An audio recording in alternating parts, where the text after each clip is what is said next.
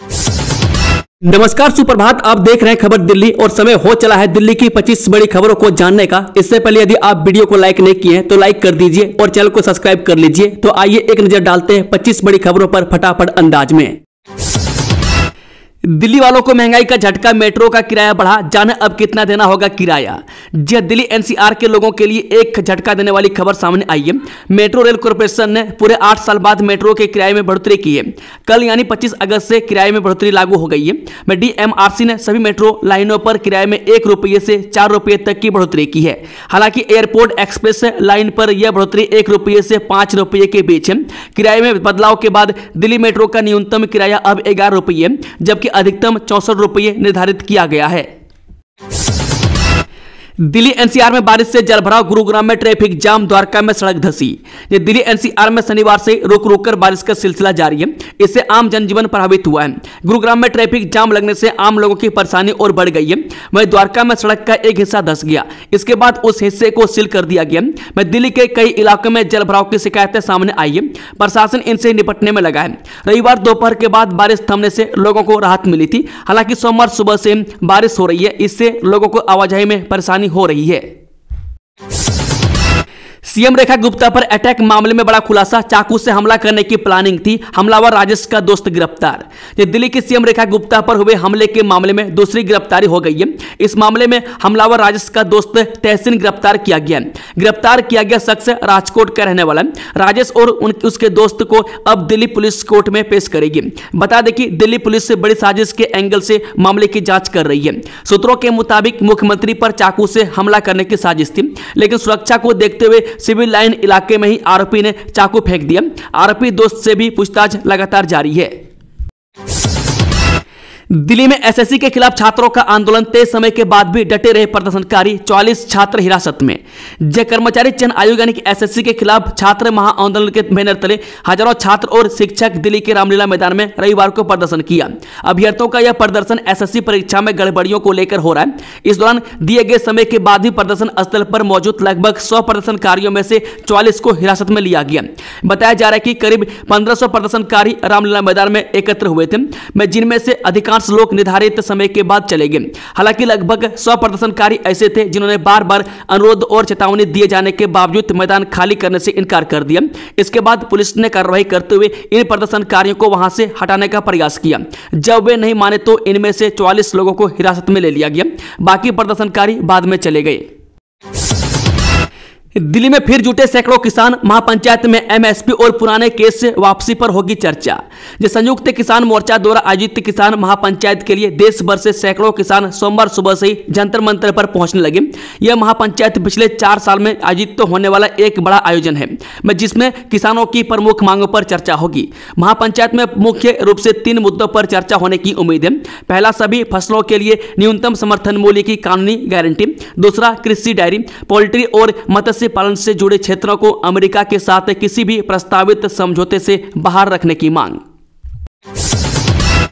Delhi police के हाथों में वापस रेखा गुप्ता की सुरक्षा, सरकार ने सीआरपीएफ को हटाया, जाने पूरी खबर।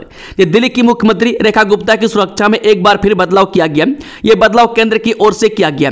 इसके अनुसार अब दिल्ली की सीएम की सुरक्षा वापस दिल्ली पुलिस को सौंप दी जाएगी। केंद्र सरकार ने दिल्ली की मुख्यमंत्री रेखा गुप्ता को दी गई सीआरपीएफ की जेट श्रेणी सुरक्षा वापस ले ली है। यह फैसला उस हमले के कुछ दिनों बाद लिया गया, जिसके चलते उन्हें अस्थायी रूप से सीआरपीएफ कवर दिया गया था।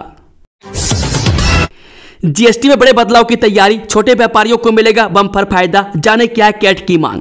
जैकॉन Federation of All India Traders यानी कि कैट ने प्रधानमंत्री नरेंद्र मोदी द्वारा जीएसटी में नेक्स्ट जनरेशन सुधारों के आह्वान का गर्मजोशी से स्वागत किया है। संगठन का कहना है कि यह कदम जीएसटी को उपभोक्ताओं और छोटे व्यापारियों दोनों के लिए वास्तविक कंज्यूमर बोनांजा बनाने की दिशा में ऐतिहासिक साबित होगा।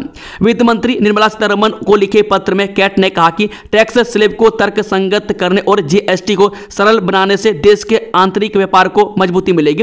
खासकर रिटेल नेटवर्क की रीढ़ माने जाने वाले छोटे व्यापारी, किराना स्टोर, फेरी वाले और पान दुकानदारों को इस सुविधा का सीधा लाभ मिलेगा। पीएम मोदी की डिग्री नहीं होगी सार्वजनिक, हाईकोर्ट ने सीआईसी के आदेश को किया रद्द।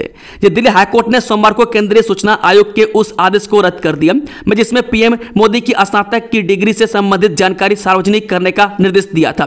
न्यायमूर्ति सचिन दत्ता ने सीआईसी के आदेश को चुनौती देने वाली दिल्ली विश्वविद्यालय की याचिका पर यह फैसला सुनाया, जिन्होंने 27 फरवरी को अपना फैसला सुरक्षित रखा था। दोषियों को फांसी देने की मांग, गुस्साए लोगों ने सड़क पर उतरकर की नारेबाजी। ये दिल्ली के सुल्तानपुरी में मनीषा हत्याकांड के विरोध में लोग सड़कों पर उतरे। स्वाभिमान ट्रस्ट और हिंदू सेना के नेतृत्व में जलेबी चौक पर प्रदर्शन हुआ, जहां दोषियों को फांसी देने और सख्त कानून बनाने की मांग की गई। प्रदर्शनकारियों ने घटना के खिलाफ नारेबाजी की। हरियाणा में शिक्षिका मनीषा की हत्या के बाद देश भर में विरोध प्रदर्शन जारी है, जिनमें न्याय की मांग की जा रही है। दिल्ली के इस इलाके में चल रहा था अवैध पार्किंग का बड़ा खेल, अब मंत्री के आदेश पर हुआ एक्शन। दिल्ली में सिंचाई एवं बाढ़ नियंत्रण विभाग के सादारा नाले की जमीन को घेरकर करदमपुरी में वर्षों से राजनीतिक संरक्षण से अवैध पार्किंग का खेल चल रहा है। सरकारी विभाग होने के बावजूद सिंचाई विभाग खुद अपनी जमीन को खाली नहीं करवा सका। उसे जमीन को खाली करवाने के लिए प्रशासन व पुलिस का सहारा लेना पड़ा। एसटीएफ ने नाले की जमीन को खाली करवाया। सवाल यह है कि सिंचाई विभाग जमीन ही खाली करवा सका, जिन लोगों ने उस पर कब्जा किया हुआ था उनके खिलाफ केस दर्ज या अन्य कार्रवाई नहीं की। विभाग के अधिकारी चुप्पी साधे हुए। एसडीएम सादारा झप्पन झा ने सिंचाई विभाग को बताया कि अगर दोबारा कब्जा हुआ तो विभाग खुद जिम्मेदार होगा। दिल्ली में जल भराव का जल्द होगा अस्थायी समाधान, सरकार का नया ब्लूप्रिंट तैयार। दिल्ली सरकार जल भराव के अस्थायी समाधान के लिए सीवर व्यवस्था का ब्लूप्रिंट तैयार कर रही है। दिल्ली सरकार ने कहा कि अगस्त महीने में दिल्ली में सामान्य से अधिक बारिश हुई, इसके बावजूद दिल्ली वासियों को जल भराव के गंभीर संकट का सामना नहीं करना पड़ा। सरकार का दावा है कि जल भराव के लिहाज से सुपर ब्लैक स्पॉट बन चुके राजधानी के मिंटो रोड ब्रिज, आईटीओ चौक, जखीरा अंडरपास, आनंद विहार आदि इलाकों में गंभीर जल भराव नहीं हुआ। मुख्यमंत्री रेखा गुप्ता ने कहा कि पूरी दिल्ली की सीवर व्यवस्था का ब्लूप्रिंट तैयार किया जा रहा है ताकि भविष्य में जल भराव का अस्थायी समाधान निकाला जा सके। दिल्ली का शांति देसाई स्पोर्ट्स क्लब होगा ध्वस्त, आधुनिक सुविधाओं से लेस बनेगा नया क्लब। जब पुरानी दिल्ली में कभी इंडोर खेलों के लिए मशहूर रहे शांति देसाई स्पोर्ट्स क्लब को अब ध्वस्त किया जाएगा। 59 साल पुराने इस क्लब को ध्वस्त करने का प्रस्ताव 26 अगस्त को एमसीडी की निर्माण समिति की बैठक में रखा जाएगा। बता दें कि पुरानी दिल्ली के 59 साल पुराने शांति देसाई स्पोर्ट्स क्लब को एमसीडी ध्वस्त करेगी। इसकी जगह 3 करोड़ 28 लाख रुपए की लागत से 2 मंजिला आधुनिक क्लब बनेगा, जिसमें जिम, स्विमिंग पूल और टेबल टेनिस जैसी सुविधाएं होंगी। इसका निर्माण 1966 में हुआ था और 2008 में इसका नाम शांति देसाई के नाम पर रखा गया था। यह पुरानी दिल्ली के निवासियों के लिए मनोरंजन का केंद्र बनेगा। बढ़ी हुई फीस का भुगतान न करने पर निजी स्कूल ने 10 बच्चों के नाम काटे, विरोध में आज एकजुट होंगे अभिभावक। जमयूर बिहार फेज 3 स्थित नामी निजी स्कूल पर बढ़ी हुई फीस का भुगतान नहीं करने पर 10 छात्रों के नाम काटने का आरोप लगा। इस संबंध में स्कूल की ओर से अभिभावकों को नोटिस भेजे गए। इसमें 25 अगस्त से बच्चों को स्कूल नहीं भेजने के निर्देश दिए गए। वहीं अभिभावकों ने इसके खिलाफ सोमवार सुबह स्कूल के बाहर प्रदर्शन करने का ऐलान किया था। पत्नी को जिंदा जलाने का आरोपी विपिन 14 दिन की न्यायिक हिरासत में, कहा मैंने नहीं मारा। सिरसा गांव में बुटीक संचालिका पत्नी को जिंदा जलाने का आरोपी पति विपिन भाटी रविवार को पुलिस से मुठभेड़ में गोली लगने से घायल हो गया। कासना कोतवाली पुलिस आरोपी को गिरफ्तार करने के बाद उसकी निशानदेही पर ज्वलनशील पदार्थ बरामद करने के लिए सिरसा गाँव गई थी। घायल विपिन को देखने पहुंची उसकी मां और मामले की आरोपी दया को भी पुलिस ने गिरफ्तार कर लिया। अदालत से विपिन को 14 दिन की न्यायिक हिरासत में भेज दिया गया है। पीएम मोदी की डिग्री से जुड़ी जानकारी नहीं होगी आम, हाईकोर्ट ने खारिज किया सीआईसी का आदेश। दिल्ली उच्च न्यायालय ने सोमवार को केंद्रीय सूचना आयोग के उस आदेश को रद्द कर दिया है जिसमें दिल्ली विश्वविद्यालय यानी कि डीयू को प्रधानमंत्री मोदी के स्नातक की डिग्री से संबंधित जानकारी को सार्वजनिक करने का निर्देश दिया गया था। जस्टिस सचिन दत्ता की अदालत ने सीआईसी के आदेश को चुनौती देने वाली दिल्ली विश्वविद्यालय की याचिका पर यह फैसला सुनाया।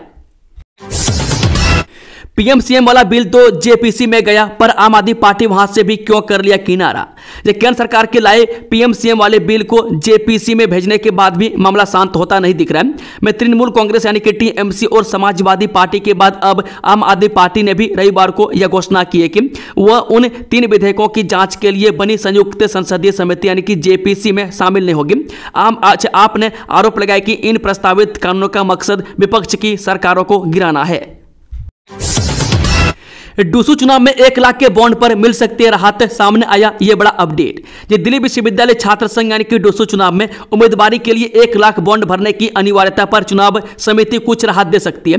इस पर चुनाव समिति विश्वविद्यालय की लीगल टीम से चर्चा कर रही है। वहीं उम्मीद जताई जा रही कि ऐसे छात्र जो 1 लाख नहीं भर सकते लेकिन चुनाव लड़ने के इच्छुक हैं, उन्हें कुछ राहत दी जाएगी, उन्हें छूट दी जा सकती है या वह दूसरे किसी व्यक्ति को गारंटर के तौर पर पेश कर सकते हैं। मैं अभी इस पर अंतिम फैसला होना बाकी है। जल्द इस पर चुनाव समिति एक अधिसूचना जारी कर सकती है। हालांकि इस निर्णय में बाधाएं बहुत है। दिल्ली में एलजी के आदेश के खिलाफ वकीलों की हड़ताल जारी, सड़कों पर जमकर किया विरोध प्रदर्शन। ये दिल्ली के पुलिस थानों से ही वीडियो कॉन्फ्रेंसिंग के जरिए गवाही देने की अनुमति देने के दिल्ली के उप राज्यपाल के नोटिफिकेशन के खिलाफ वकीलों की ओर से न्यायिक बहिष्कार आज भी जारी है। आज दिल्ली के कड़कड़डुम्मा कोर्ट में पुलिस वालों और सरकारी वकीलों को कोर्ट में प्रवेश करने से रोक दिया गया। मैं दिल्ली के वकीलों की ओर से यह न्यायिक बहिष्कार का आज तीसरा दिन है। इसी के तहत कड़कड़डुम्मा जिला अदालत परिसर के बाहर वकीलों का आक्रोश खुलकर सामने दिखा, जहां काम बंद कर और सड़क जाम कर वकीलों ने एलजी के खिलाफ नारेबाजी की। वकीलों ने साफ कर दिया कि यह आंदोलन तब तक चलेगा जब तक उनकी मांगों को नहीं मानी जाती। इस हफ्ते 3 दिन बंद रहेगा शेयर बाजार, बीएसई एनएसई पर नहीं होगा कामकाज, जानिए कब कब रहेगी छुट्टी। जो इस हफ्ते 3 दिन शेयर बाजार बंद रहने वाला है। मैं बुधवार 27 अगस्त को बॉम्बे स्टॉक एक्सचेंज और नेशनल स्टॉक एक्सचेंज पर कोई कामकाज नहीं होगा। बीएसई और एनएसई की वेबसाइट पर दी गई जानकारी के अनुसार बुधवार को गणेश चतुर्थी के चलते शेयर बाजार बंद रहेंगे। इसके बाद 30 अगस्त को 5वां शनिवार है, इस दिन शेयर बाजार में कोई कामकाज नहीं होगा। इसके बाद 31 अगस्त को रविवार के चलते बीएसई एनएसई बंद रहेंगे। हर हफ्ते शनिवार और रविवार को शेयर बाजार की छुट्टी रहती है। एसएससी में धांधली, भाजपा की तनाशाही और गुंडागर्दी देखिए, अभ्यर्थियों पर हुए लाठीचार्ज के बाद केजरीवाल बोले। जब दिल्ली के रामलीला मैदान में एसएससी छात्र परीक्षाओं में अनियमितताओं, तकनीकी गड़बड़ियों, गलत केंद्रों और प्रशासनिक विफलताओं के खिलाफ अभ्यर्थी प्रदर्शन कर रहे हैं। मैं जहां अभ्यर्थियों पर लाठियां बरसाई गई, मैं जिसके बाद आम आदमी पार्टी के राष्ट्रीय संयोजक अरविंद केजरीवाल ने भाजपा पर निशाना साधा है। बारिश से हिमाचल में तबाही, उत्तराखंड में त्राहिमाम, राजस्थान में स्कूल बंद, जाने दिल्ली मुंबई में क्या हाल। इस वक्त पूरे भारत में मानसून अपने पीक पर है और जमकर मेहरबान है। उत्तर से लेकर दक्षिण तक हर तरफ मानसून की बारिश ने लोगों की हालत खराब कर दी है।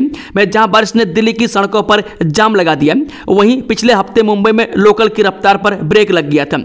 उत्तर प्रदेश और बिहार के कई जिलों के गाँव पानी पानी हो चुके हैं। वहीं हरियाणा के खेतों में जल भराव, हिमाचल और उत्तराखंड के पहाड़ों पर भूस्खलन और राजस्थान के शहरों में बाढ़ जैसे हालात बन गए। मैं जम्मू कश्मीर में कहीं भूस्खलन हो रहे हैं तो कहीं पर पुल ही टूट गया। मानो पूरा का पूरा उत्तर भारत इस समय बारिश की मार झेल रहा है। आसमान से तेजी से बरसते पानी ने जगह जगह जनजीवन अस्त व्यस्त कर दिया और लोगों की हालत खस्ता हो चुकी है। दिल्ली एयरपोर्ट पर ड्रग्स तस्करी की कोशिश नाकाम, 24 किलो 8 ग्राम गांजा बरामद। दिल्ली के इंदिरा गांधी अंतर्राष्ट्रीय हवाई अड्डे पर कस्टम अधिकारियों ने ड्रग्स तस्करी की एक बड़ी कोशिश को विफल कर दिया। बैंकॉक से सिंगापुर होते हुए दिल्ली पहुंचे एक भारतीय यात्री को ग्रीन चैनल पर रोककर जांच की गई। जांच के दौरान यात्री के पास मौजूद नीले और ग्रे रंग के 2 ट्रॉली बैग की एक्सरे स्कैनिंग और तलाशी ली गई। मैं तलाशी में 25 किलो रंग की पॉलीथीन पैकेट बरामद हुआ, जिनमें हरे रंग का नशे वाला पदार्थ पाया गया। परीक्षण में यह पदार्थ गांजा निकला। भगत सिंह को 1 घंटे तक सूली पर लटकाए रखने का मिला प्रमाण, दिल्ली विधानसभा की प्रदर्शनी से कई तथ्य उजागर। ये शहीद आजम भगत सिंह के कई किस्से लोगों के जहन में, लेकिन अंग्रेजों द्वारा उन पर की गई क्रूरता का एक बड़ा प्रमाण अब सामने आया है। भगत सिंह को मात्र 23 साल की उम्र में फांसी के फंदे पर लटका दिया गया था। मेरा रंग दे बसंती चोला और इनकलाब जिंदाबाद के नारे लगाते हुए वह अपने 2 और साथी सुखदेव और राजगुरु के साथ फांसी के फंदे पर लटक गए थे। लेकिन आपको जानकर हैरानी होगी कि भगत सिंह को 1 घंटे तक फांसी के फंदे पर लटकाए रखा गया था। मैं किंवदंतियों से यह कहानी चर्चा में थी, लेकिन इसका प्रमाण आज पहली बार सामने आया। बुजुर्ग दंपति को डिजिटल हेप्रोटाइज कर ट्रांसफर करा लिए 1.25 करोड़, जाने ठगों ने कैसे की जलसाजी। आज एनबीटी आपको उस साइबर क्राइम से अवेयर कर रहा है जो डिजिटल अरेस्ट के अपग्रेड वर्जन में लोगों को बड़ी तेजी से डिजिटल हेप्रोटाइज कर रहा है। यह है कंगाल करने वाला क्राइम, या यूं कहें डिजिटल हेप्रोटाइज। आखिर एक शख्स जो साइबर के हर क्राइम से अवेयर रहता था, दूसरों को भी अवेयर करता था, फिर भी ऐसा क्या हुआ कि एक कॉल से जीवन भर की कमाई 1 करोड़ 16 लाख रुपये साइबर अपराधियों को सौंप दी। अक्टूबर से इन 2 रूटों पर शुरू होगी सी प्लेन सेवा, 1700 विमानों के ऑर्डर, जाने सरकार की योजना। केंद्र सरकार अक्टूबर से कम 2 रूटों पर सी प्लेन चलाने की तैयारी में। नागरिक उड्डयन राज्य मंत्री राममोहन नायडू ने सोमवार को यह जानकारी दी है। भुवनेश्वर में एक सम्मेलन को संबोधित करते हुए केंद्रीय मंत्री ने कहा है, एक समय सी प्लेन का संचालन होता था, लेकिन यह एक रूट तक सीमित था। सरकार ने सी प्लेन के संचालन के लिए गाइडलाइंस आसान कर दी है और हमें उम्मीद है कि अक्टूबर तक देश में हमारे पास 2 सी प्लेन रूट होंगे, जो या तो अंडमान और निकोबार, केरल या आंध्र प्रदेश नेटवर्क पर ऑपरेट करेंगे। दोस्तों, खबरों का सिलसिला समाप्त होता है। अगर जानकारी पसंद आई तो वीडियो को लाइक, शेयर, चैनल को सब्सक्राइब जरूर कर लें। Thank you, all the best, जय हिंद,